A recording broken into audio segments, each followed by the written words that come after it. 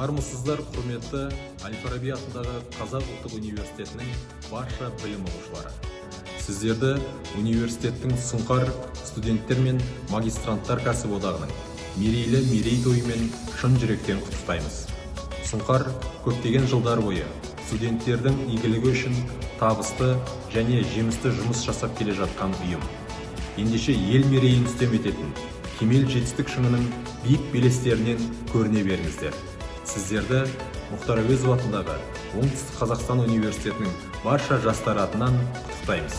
Сұңқар студенттер мен магистранттар кәсіподағын бүгінгі туылған күнімен құттықтай отыра, шығармашылық шабыт, толағай табыстар мен биік белестерді бағындыру жолында талмас талап, қажымас қайрат тілейміз. Сіздерді Лев Николаевич Гумилев атындағы Еуразия ұлттық университетінің көшбасшылары шын жүректен құттықтаймыз.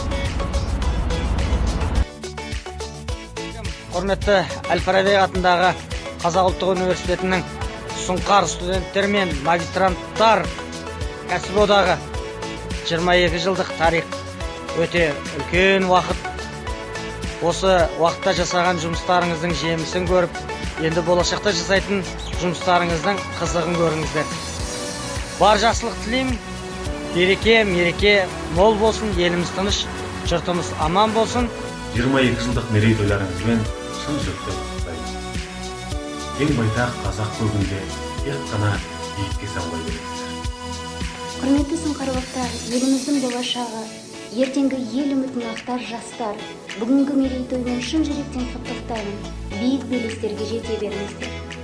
Атындағы Қазақ ұлттық университеті Сұңқар дарынды көшбасшыларды дайындайтын, арманы асқақ, рухы биік, болашағы жарқын, нағыз еңбекқор және бауырмал жастар бас қосқан қара шаңырақты 22 жылдық мерейтойымен Қазақ ұлттық қыздар педагогикалық университеті шын жүректен құттықтайды.